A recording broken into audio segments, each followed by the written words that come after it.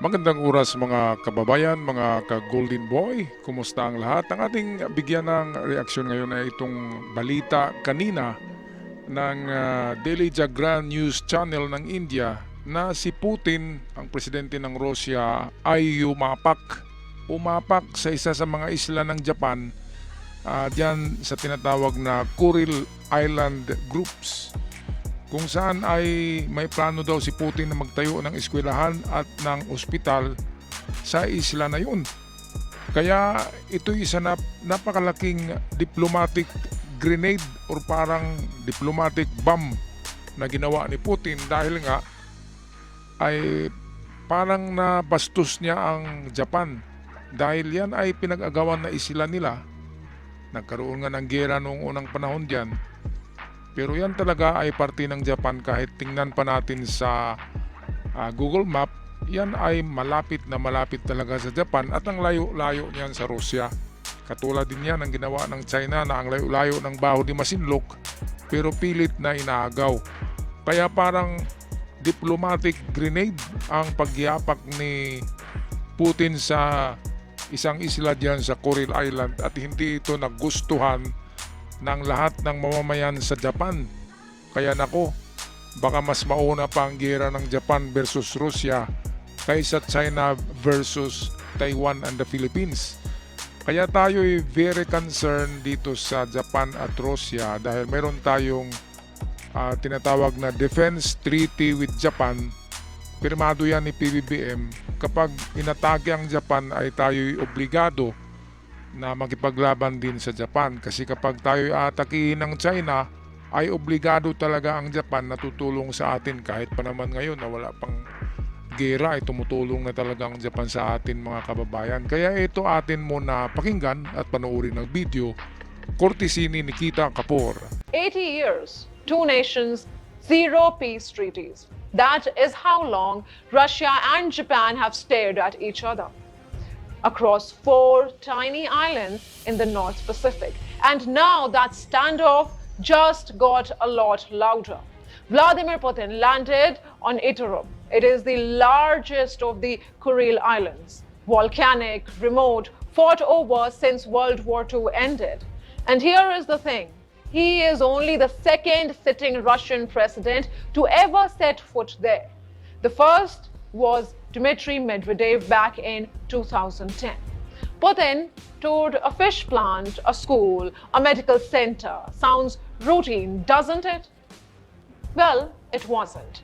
Because in Tokyo, this landed like a diplomatic grenade. Prime Minister Sanai Takaichi called the visit absolutely unacceptable. Her foreign minister summoned Russia's ambassador, and Sanai Takaichi did not hold back either. She said the trip hurts the feelings of the Japanese people. Now, here is where it gets dramatic, viewers. Enter Dmitry Medvedev, Russia's former president, now deputy chairman of its Security Council, and never one to whisper when he can roar. His response on X, Takaichi can, in his words, prattle on all she likes about history. It changes nothing. The islands, he said, were, are, and will remain Russian land. And then came the ultimate threat. Anyone who doesn't understand that will face what he called monstrous consequences. Aba, sandali lang mga ka-Golden Boy. Monstrous consequences, grabe naman yan. Parang napakalaking kasalanan ng Japan, no? Kasi monstrous consequences, parang napakalaking ibibigay na problema ng Russia sa Japan dahil sa pag-angkin ng Kuril Island. Ngayon kung tingnan natin sa mapa ay pasok sa 200 nautical miles na distansya itong Ontrop Island ng Kuril Groups. Diyan yumapak si Putin eh. Pasok na talaga yan sa Japan kasi ang lapit-lapit lang sa Japan. Wala pa yatang 100 nautical miles eh, galing sa mainland ng Japan.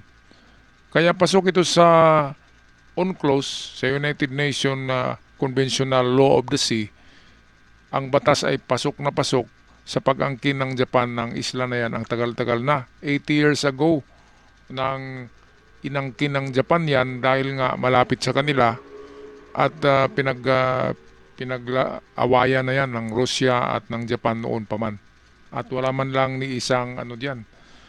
Parang nag-isnaban lang sila diyan. Wala talagang usapan diyan na peace treaty na ginawa ng Japan at ng Russia. Kaya ngayon ay nag-astang bully si Putin eh. Parang ginaya niya ang China na kahit na malayo ng WPS sa China, ang Baho de Masinloc, ay pilit na pinapasok nitong China. So ganun din ang ginawa ni Putin. Talagang magkadugo sila ng ng China, itong Russia, kasi pareho ang kanilang mga estilo. Okay, patuloy tayo sa balita ni Nikita Kapoor. Monstrous. He didn't explain what those consequences might be. Vague, deliberate, and that is classic Medvedev, the Kremlin's designated hardliner, saying the quiet part loud so Putin doesn't have to. So let's rewind. Why do four small islands carry this much weight for these two countries?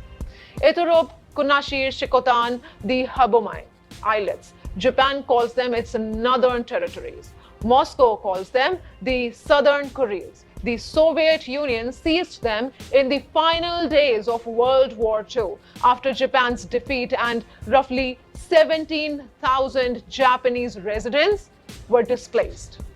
Tokyo has never accepted that as a final verdict. In 1956, there was a real chance to fix this, a joint declaration that could have paved the way to peace. Japan walked away from it, and ever since, that unresolved question has blocked a formal treaty ending the war. 8 decades and still counting. Putin, for his part, viewers, framed himself as the reasonable one. Speaking during Pacific Fleet exercises of Sakhalin, he said Russia holds no grievances against Japan and pointed the finger back at Tokyo for sanctioning Russia over Ukraine and naming Russia as a top threat in its military doctrine. So a routine visit to a fishing village, a furious protest from Tokyo, and a warning of monstrous consequences with no explanation attached whatsoever. I am Nikita Kapoor. We will keep watching the waters so you don't have to. Until then, what do you think about it? Ayan, so mga kababayan, anong masasabi nyo dyan? Monstrous consequences. Grabe naman na pahayag yan. Kapag sabihin mong monstrous, napakalaki niyan, monstery. Monstrous consequences ang matanggap ng Japan galing ng Russia kung patuloy daw na angkinin ng Japan ang Kuril Group of Islands na yan. Parang sa WPS din, no, na meron tayong Kalayaan Group of Island, Pag-asa Islands na inaangkin din ng China. At ito ay kung ating susuriin ang UNCLOS, United Nations Convention Law of the Sea, ay tama ang Japan dahil nga napakalapit ng mga isla na yan sa Japan at ang layo-layo na ng Russia diyan eh. Ang Japan ay maliit lang na bansa eh. Tapos itong Russia ang laki-laki ng lupa, ng teritoryo, tapos nangaagaw pa sa maliit na teritoryo. Parang China din, no, na ang liit-liit na ng Taiwan ay naagaw pa rin. Grabe. Mga kababayan, talagang malapit na ang katapusan ng mundo. Ito na yata yung tinatawag na World War III. Ito yung ang World War III ngayon ay hindi sabay eh. Sa tingin ko ay parang parang selective na dito muna, sa Ukraine muna, and then Taiwan muna, WPS muna, Japan muna. Kaya hindi natin mapipigilan to kasi history will be repeated. Yan yung kasabihan eh. Mauulit ang mga history. World War I, merong kasunod na World War II. So kapag may World War II, merong kasunod yan na World War III. At sana hindi sa panahon natin, mga kababayan. Anong masasabi nyo dito? Paki-comment na lang sa ating comment section. At ako'y magpapaalam na maraming salamat sa mga nag-subscribe at sa aking avid followers. Ako'y laging sumasaludo sa lahat. Hanggang sa muli.